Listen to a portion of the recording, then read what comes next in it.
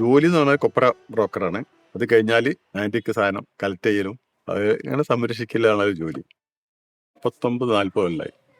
ആദ്യം വീടിൻ്റെ നികുതി അടിച്ച റെസീറ്റ് 923 മുതലുള്ള റെസീറ്റാണ്.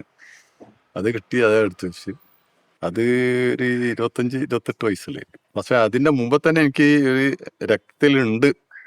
പഴയത് കണ്ടാൽ എന്ത് കണ്ടാലും, ഇനി റോട്ടിൽ കണ്ടാലും ഞാൻ അടുത്ത് കൊണ്ടുവരും. എല്ലാവരും ഒഴിവാക്കുന്ന സാധനം ഞാൻ അടുത്ത് വീട്ടിൽ കയറ്റും. ചാക്കി കെട്ടി വെക്കല. മുകളിൽ റൂമുണ്ട്, ചാക്കി കെട്ടി മുകളിൽ കൊണ്ടുവെക്കും. അത് ആഴ്ചയിൽ ഒഴിവുള്ള സമയത്ത് ഞാൻ വന്ന് നോക്കും, അങ്ങനെ തന്നെ കെട്ടി വെക്കും. അങ്ങനെ തുടക്കം. ചാക്കി കെട്ടിയത് മറ്റേ എനിക്ക് ഭ്രാന്താന്നല്ല പറയാം.